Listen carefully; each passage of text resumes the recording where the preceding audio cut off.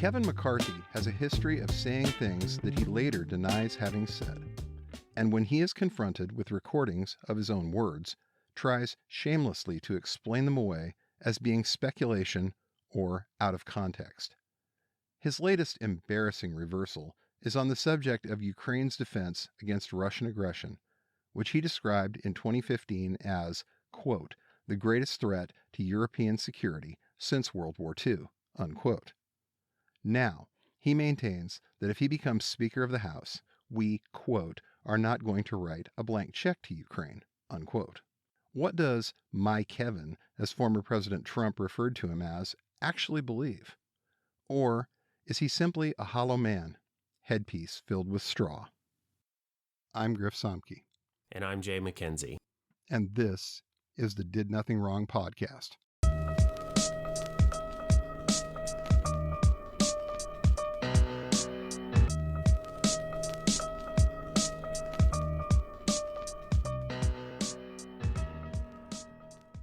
We rolled out the red carpet for Putin's regional ambitions. This administration has seesawed from an ill-advised courtship of Putin's Russia to scrambling to respond to Russia's illegal annexation of Crimea and a ground war in eastern Ukraine that continues today that's virtually unacknowledged by this White House. The challenge within Ukraine is the greatest threat to European security since World War II. It's time for America to step up, not back down. And that starts with providing Ukrainian fighting forces with lethal aid, McCarthy said. So that was Kevin McCarthy in 2015. Kevin McCarthy in 2022 would like a word with that fellow. Kevin McCarthy seems to have changed his tune somewhat on how he feels about providing any sort of aid to Ukraine, actually. 2022 Kevin McCarthy warned Tuesday that the Republicans will not write a blank check for Ukraine if they win back the House majority. I think people are going to be sitting in a recession and they're not going to want to write a blank check to Ukraine. They just won't do it. It's not a free blank check. That's quite the different position this guy's got. Just a bit. So, Jay, what do you think might have caused that shift from one could say a very hawkish position on Ukraine to a very dovish position on Ukraine? Probably Donald Trump and the people around him and the messaging that's been spreading. I think this is Kevin McCarthy, who said those things in 2015 when he wanted to be speaker, and he was right in 2015. He got it. He understood it. It may not be convenient or a happy thought for a lot of people on the left. Nobody really wants to talk about the things Obama got wrong, but I think Obama got Syria wrong. I think he got Ukraine wrong. He read Putin wrong. I think McCarthy was right that Putin sees weakness and he exploits it. But that Kevin McCarthy is in stark contrast to 2022 Kevin McCarthy. He's taking talking points. He's putting a narrative out there that's just, it's a full 180 in some ways. And I don't think Kevin McCarthy forgot what he said in 2015. I think he's fully aware of what he's compromising here, who he is appeasing by these statements. And the quote where that came out, it was Punchbowl News, but they had a comment after it where they said these comments from McCarthy could prompt the Biden administration to push for a full year of Ukraine aid during the lame duck. And then they add McCarthy may privately welcome this, in fact. And I think they're probably right.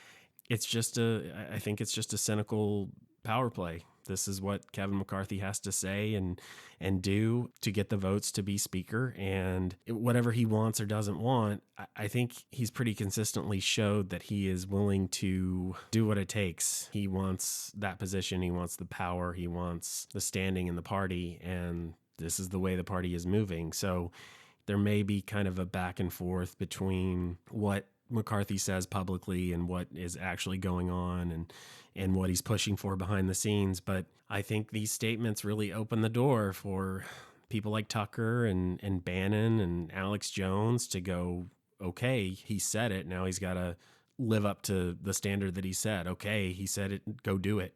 Go make it happen, Kevin. And if he doesn't follow through with this, they're going to start pointing fingers and they're going to start coming after him. And I'm inclined to agree with you that Kevin McCarthy knows what the right thing is to do on this issue. I mean, you look back at 2016, June 15th, where he's caught on a hot mic saying, Yes, he is. there's two people I think Putin pays, Rohrabacher and Trump. Now you fast forward a few years and he's on the Trump train. And you find yourself wondering, this is the compromise the man made. This is the part of his soul he had to sell to get to the point where he's at. And I guess it's worth it. He certainly thinks so. I can't imagine those kinds of compromises, I guess. Yeah, well, I guess neither one of us can imagine being a politician, but I think we both are pretty cynical about politics, and we don't expect politicians to tell us the truth or be honest brokers. But man, there's a level of cynicism here that. Yeah. So I've already voted. I voted early. I voted Democrat. My politics are not Kevin McCarthy's politics. I do not agree with the House Republican agenda. And if you do, you do. I don't think either one of us want to get too deep in the weeds on actual politics here. It's not what we're about or trying to. Well, and I don't think that's what anyone's listening to it for. Yeah. There's enough people that are doing that. If you want to hear two white dudes talk about politics, there's plenty of shows that. There are far, far too many. And for whatever you lean on, whatever issues you prefer to talk about, you can go find that. Sure. And that is not. Yeah. And there's a lot of them, and they're all really amazing and awesome, and they sell a lot of mattresses for people. You should definitely go listen to one of those shows. This is not about Kevin McCarthy's politics. This is not about the House GOP agenda, because agree or disagree, I think arming Ukraine and pushing back against Russia goes beyond that. Kevin McCarthy used to agree with you. Yeah, and I think he still does. That's I think what gets me here and why he is the hollow man, because I do think he gets it, because he's gotten it for a long time and he's said the right things and he understood it in 2015, and he's still more concerned with staying in power. He's more concerned with being speaker, and he knows who Trump is and what Trump is, and he can downplay it and deny it and all of this, but this is a cynical power grab, and it is going to empower our enemies. And God forbid if Trump wins in 2024, it's not going to be good for this country, but I guess it'll be good for Kevin McCarthy. We're trying to be honest, and I want to look at what Kevin McCarthy said in 2015 and say, hell yeah. You get it. You're a guy who understands the threat and what we're up against and what we need to do about it. And then I see Kevin McCarthy in 2022 and I think, what the fuck, man? Like, what are you doing? They got to that guy. That guy, they either got to him or that guy made a very cynical, calculated political decision that his caucus wants this thing, and he still wants to be speaker. So he's going to go along with what his caucus wants. And I think we both know it's bad, but it's going to get worse. This is a whole new one here. This is a whole new level with this guy. Because, like, here's this guy coming out with an absolutely great take on the issue in 2015. And as more of a leftist myself, I find myself looking back at it and saying, yeah, it's pretty obvious with the benefit of hindsight that relations with Russia all across the board are one of the things Obama got wrong. And now to see that this guy who had it right then has completely flipped and now he's on the other side of this whole thing, you find yourself thinking like, wow, what kind of craven, awful ploy is this? But I guess I can't really blame him, because if the Republicans end up taking the House, which looks likely at this point, he's going to get a speakership challenge, and it's going to be an MTG or somebody like that. And he's going to need to be on the record saying these kinds of things in order to get the rank and file to vote for him. So I see it. But I'm sure there's part of him that maybe in private, maybe even argues that, well, I'm just going to say these things, but I don't really mean them. Or, okay, I've made these compromises, but look what the alternative is. And yeah, the alternative is Jim Jordan, MTG, Matt Gaetz.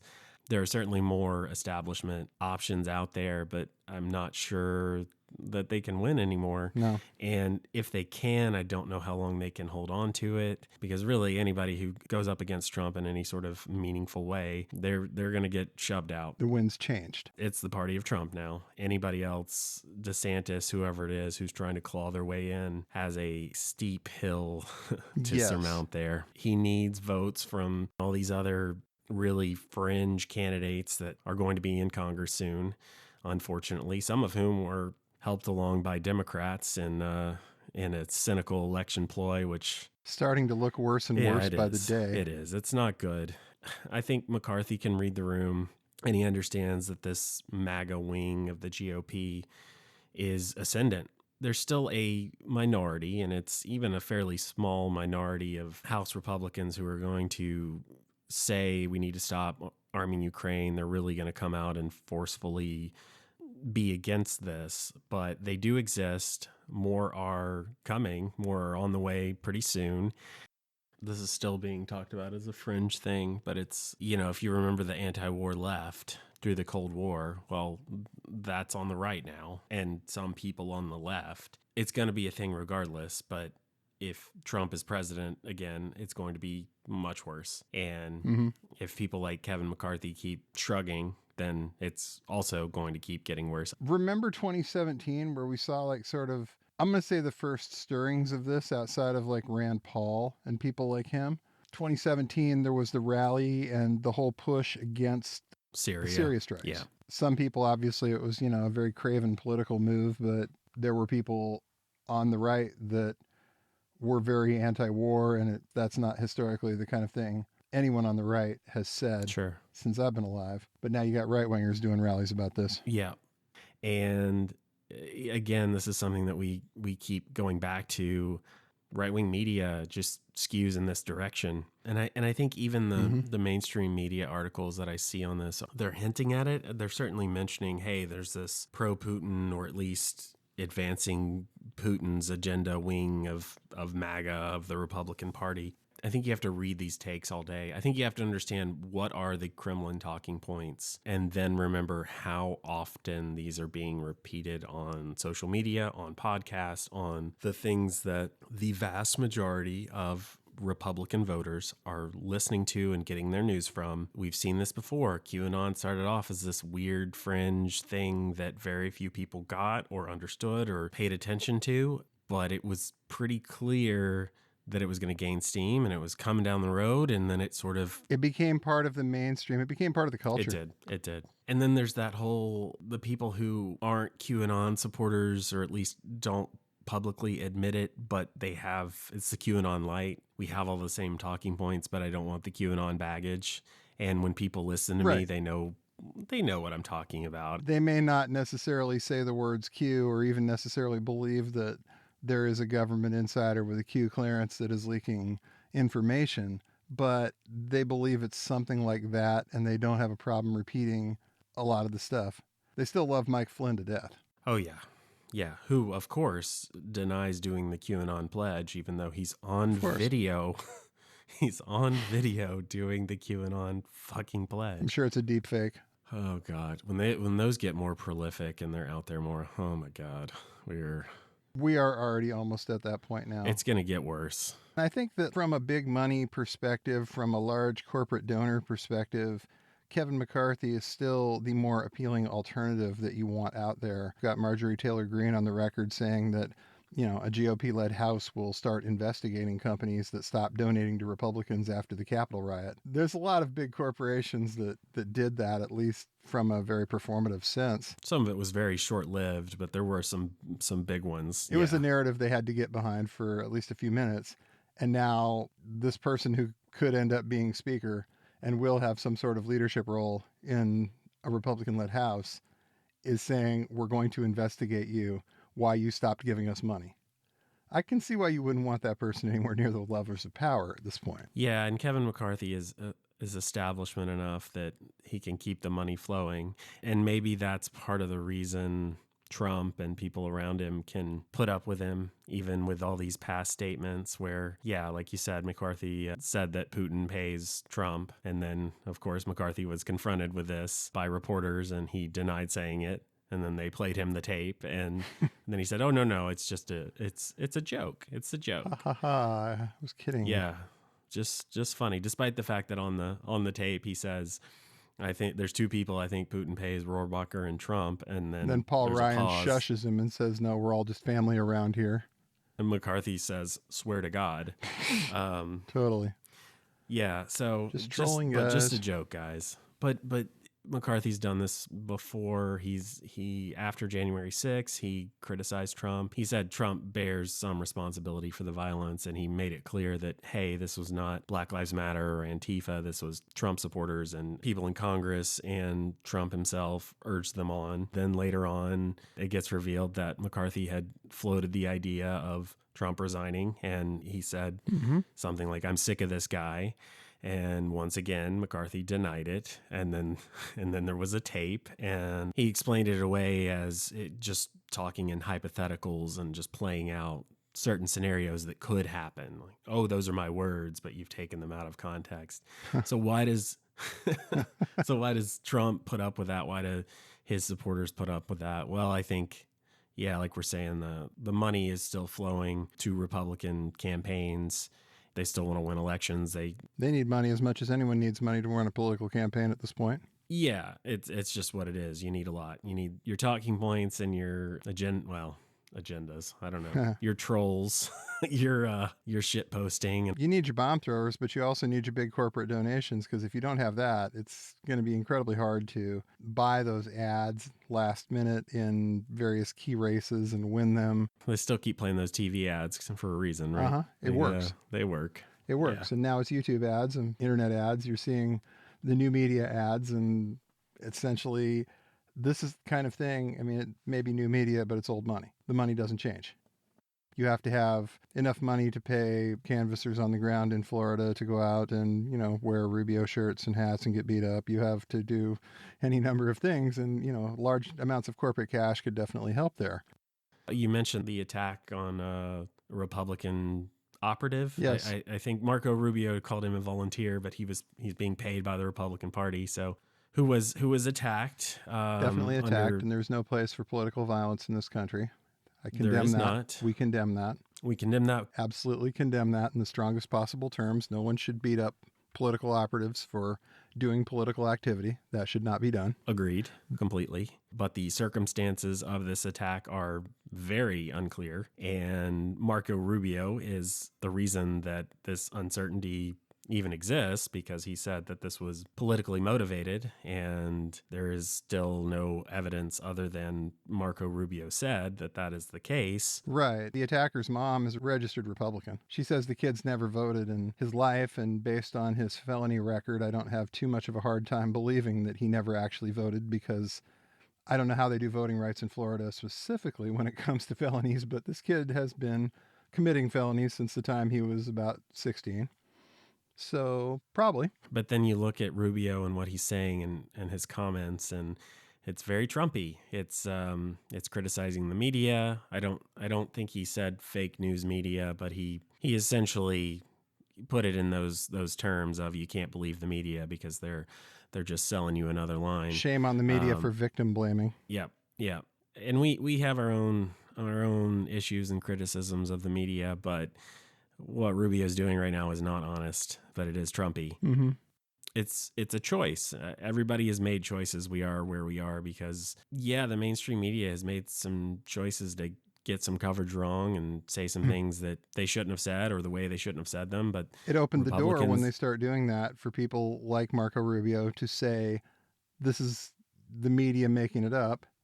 And I mean, to be fair, the media tried to go interview this kid in the hospital, and the Proud Boys that were watching his room wouldn't let them. Yeah. So, draw your own conclusions there. But at the same time, the media sort of did this to themselves in a lot of ways. The idea that you stop being reliable, you start printing things that you shouldn't necessarily print, going with things on TV that aren't necessarily true, that might serve an agenda, and someone else is going to come along with another agenda. It opens up a door, and that's not a good door. It does.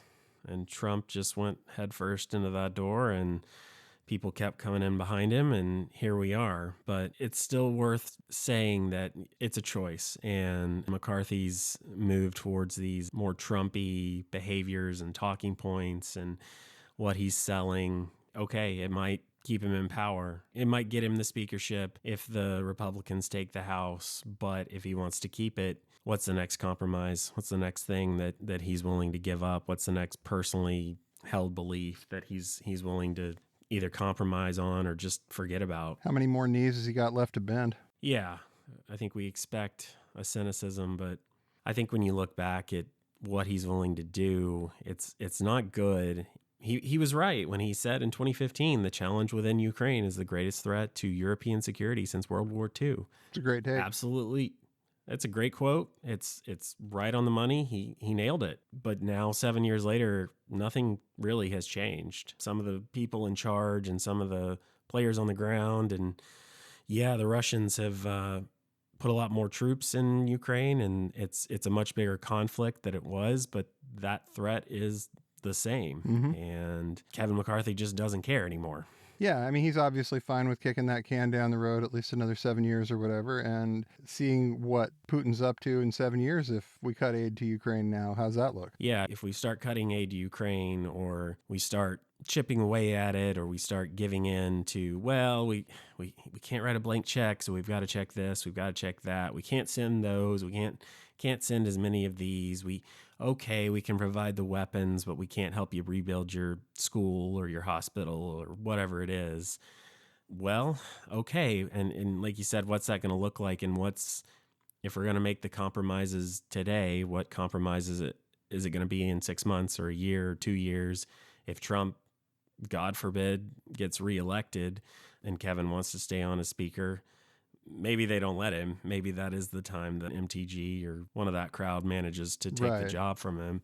But if he wants to keep it, what's he going to give up then? And what's the world going to look like? Mm-hmm. I mean, at some point they're going to take Poland. So what then? You know, I mean, is that what we're waiting for? I think it's easy for people to forget what this war would look like without all this aid to Ukraine. Yes, Russia has embarrassed itself and been halted, and it has been a disaster for the Russians. But imagine a scenario where the U.S. pulls out all of its aid to Ukraine and the rest of NATO starts dropping off as well. And then China and Iran up their aid to Russia.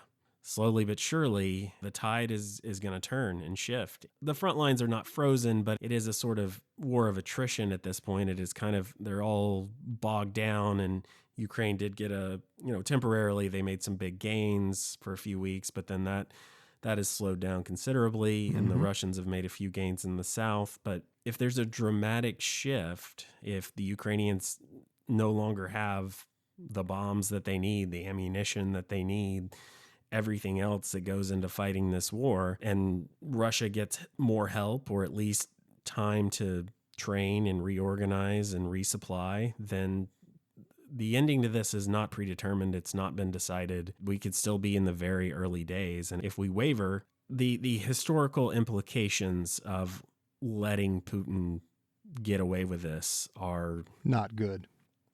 They're not good. It's hard to overstate how not good they are. This is, you hate to make any comparisons to anything that's happened in the past. It's a little cliche. It's a little trite to do that, I think. But if you stop this now, or at least hold this up now, if this is where the line holds, the outcome for the world is going to be a whole lot better than if the line doesn't hold here. Because literally, what's next? It's Ukraine falls. It's Poland. It's Estonia. It's all the Baltic states. It's who knows? Yeah, and we are in, I would say, I think that the United States, the West, the Baltics, everybody would like to make sure this stops here. Obviously, the Ukrainians agree with that. This is the end of it. This is as far as we're going to let this guy go. And any more territory, any more gains that they make is only going to cause more harm to the security order, to the stability of the world. This is where it's got to stop if it can be stopped here. And I think the way to stop it here is to keep giving the Ukrainians what they need to fight this war, whatever that looks like. I think that's the answer. Just keep fighting, keep letting them fight. The time to stop it was 2016 or 2017 or 2008 or now. or yeah, I mean, the best time would have been years ago. The second best time is now. Right. It needs to stop, and it needs to stop as soon as we can make it stop. And the way we make it stop is to give the folks that are willing to give their time, their energy, their lives to fight this thing what they need to do that. You know? Yeah. I mean, the old cliche about we fight them over there so we don't have to fight them over here. Well, there's some truth to that. There is. Yeah. And Ukraine's willing to fight, Mhm. and they're fighting well. Yeah, it does take money. And yes, there's always another way that you could spend your money. But you look at down the road, and if Ukraine can't keep fighting, if we don't let them win this war, or at least end it in some sort of forced peace or whatever it is, we may be paying a whole lot more money. How much money are we going to pay to go defend Poland? Yeah. What's that going to cost?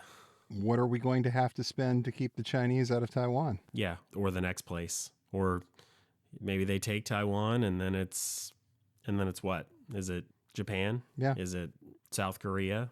The Philippines? Any number of places that China's had its nose into for a while. So, yeah, this is something that needs to end. And I think it can go a long ways towards ending if the Ukrainians are supported and if they get what they need to win this war. And we've been building to this sentiment for years now. Trump accelerated it, and people just keep choosing not to stop it, but they really should.